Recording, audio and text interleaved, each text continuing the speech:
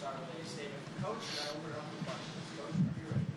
Well, I'd first congratulate Marist on their season, to win their conference in the first round of the play-in games.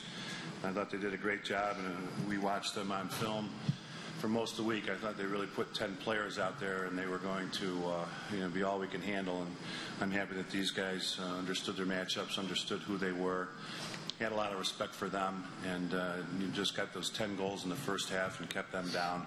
It was great to get started like that, and we're always happy to get through this round. What happened last year, and to have to deal with all the things we have to deal with commencements and graduation today.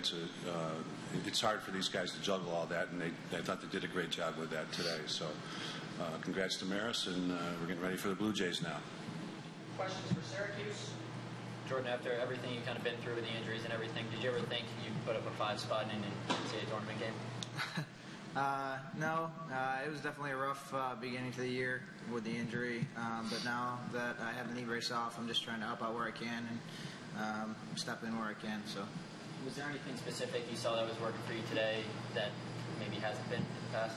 I think my confidence is back a little bit. I think my teammates, especially on attack, they're looking for the middies all the time. So I was just trying to fill in where the slides are coming from, and they're finding all of us. So.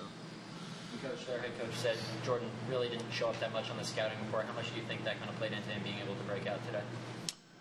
Well, I think he's just been playing better every game, and unfortunately he had the injury earlier, and he had a great fall and early spring, and I think he's been working his way back from that. He got rid of the brace, which is making him feel a lot better, and we've been waiting for him to break out. So I think it's perfect timing, and now I think teams scouting us are going to have to pay a lot of attention to that second midfield group. Kevin, you set a career high in points today. What was working differently for you today? They were sliding pretty quick to the attack, which opens up opportunities for midfielders cutting, and Jordan and Nicky and Dylan and Randy especially did a great job moving off ball, and once you hit a couple feeds, then they're less likely to slide, and you can get some one-on-one dodging opportunities. You know how Sergio's doing, and what his status is? Well, we'll find out more this week whether he can play next week or not.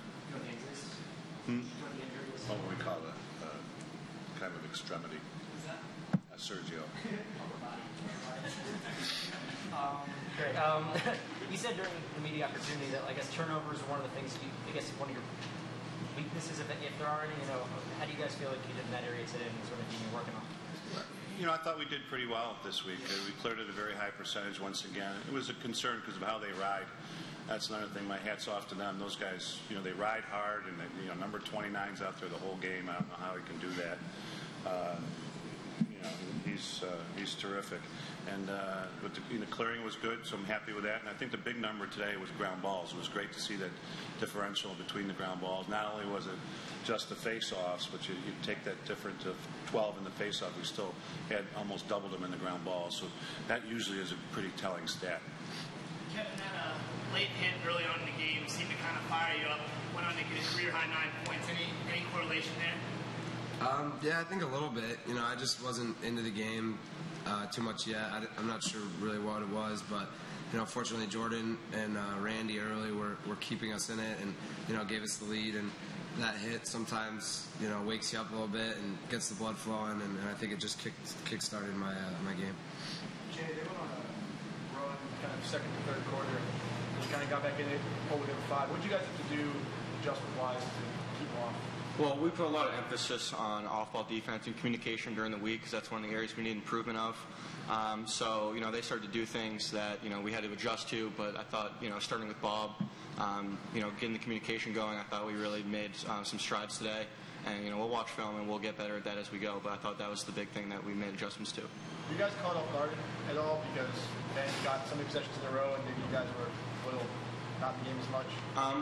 When Ben starts to win a lot of face-offs, we bring it in, after every goal, and we say, make sure you're ready, stay loose, stay focused. So, hopefully, that's never an issue. I thought we did okay today.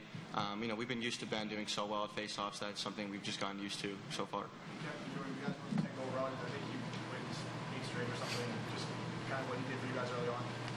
Yeah, I mean, it's a completely different game. You know, you look at this same round last year, and we were choked for possessions and didn't look fluid offensively, and the defense has to be so good under that sort of situation.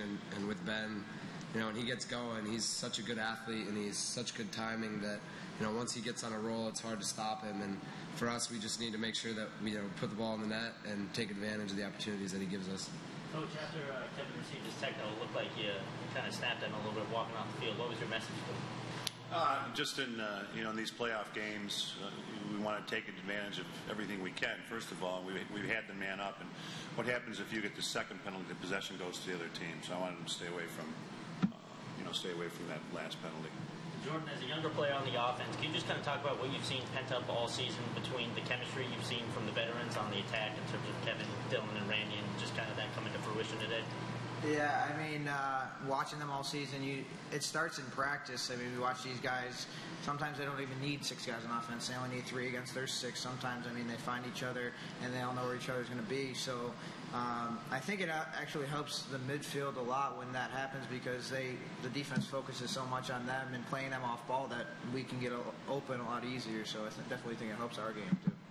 Kevin, 2 more questions.